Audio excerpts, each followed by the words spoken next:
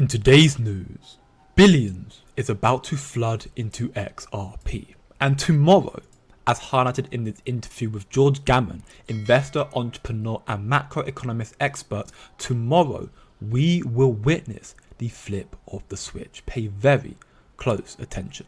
So you know that you've got this switch right here, that all you have to do is, I'm going to flip that switch up, no more BTFP come March 12th of 2024, and you know that your inflation problem is gone. But replaced by what? Replaced by a banking crisis, which means what? Which surely means a recession, surely has broader ramifications. And surely means inflation. CBDC. Well, yes, and surely means a CBDC. So there's that incentive layer on. When we were talking in March, I had several guests on the show that actually predicted or forecast or made us aware, like you do, of the possibility of a consolidation of the banking sector, which allows for a CBDC. Fewer banks there are, the closer you are to the Fed, the easier it is to implement a CBDC. Even if it's not the Fed's balance sheet. Let's just assume that all the banks got absorbed by JP Morgan. So you've got the Fed and JP Morgan. Well, let's remember who owns the Fed.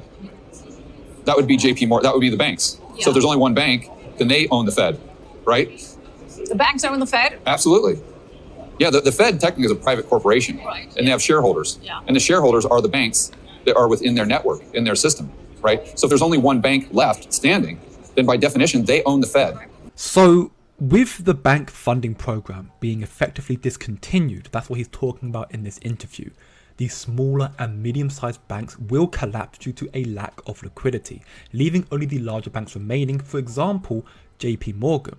Now, this is the catalyst they want and need to introduce CBDCs, because there's a need for a crisis for you to accept change, and CBDCs will be introduced as a saving grace, as your guardian angel, but your last resort to protect your finances, which of course is crap. But with only a handful of big banks remaining like JP Morgan, this is also the catalyst to kickstart the rocky comeback story for XRP.